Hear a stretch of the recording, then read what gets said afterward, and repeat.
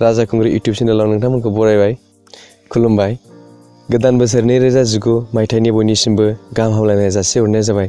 आसा खालामो नोंथांमोना बयबो फैबाय थानाय समफोराव मोजां देहा आरो गोग्गो साननाय हनायजों खैफोद आफोद गैयाजासे मोजाङै मोजां जाहाथे नोंथाङा थांनानै थानो हायो।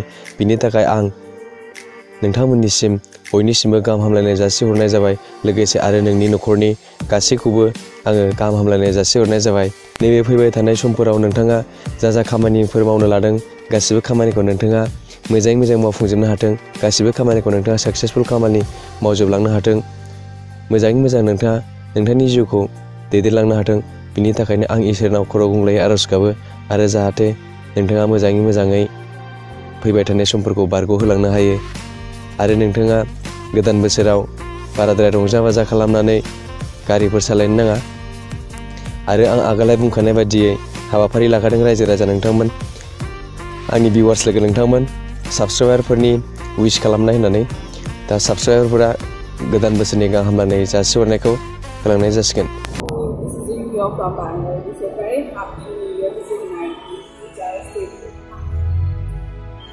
हेलौ खुलुमबाय, आंनि मुङा मिस सृष्टि ब्रह्म।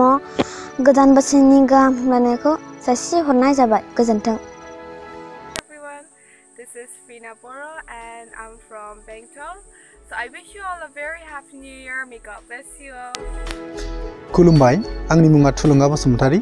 आं क'क्राझार डिस्ट्रिक्टनि नैबे राजा खुंगुर इउटुब चेनेलाव नोंथांमोनखौ बरायो आरो आसा खालामो जे नोंथांमोना 2018आव जेरैबायदि मोजाङै मोजां रंजा बाजायै आलो गोजोनै बारग'होलांनो हाबाय, बेबायदिनो 2019खौबो मोजाङै मोजां बारग'लांहोनो हाथों होननानै आसा खालामबाय।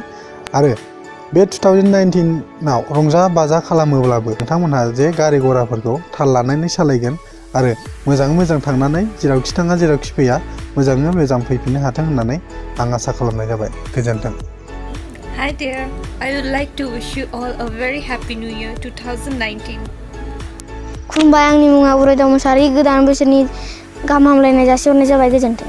खुलुमबाय, आंनि मुङा अनसुमा बसुमतारी। आं बाक्सा डिस्ट्रिक्ट कक्लाबारि गामिनि। बे गोदान बोसोरजों लोब्बा लाखिनानै नोंथांमोननिसिम बयनिसिमबो गोजोन हामलायहरनाय जासिहरनाय जाबाय।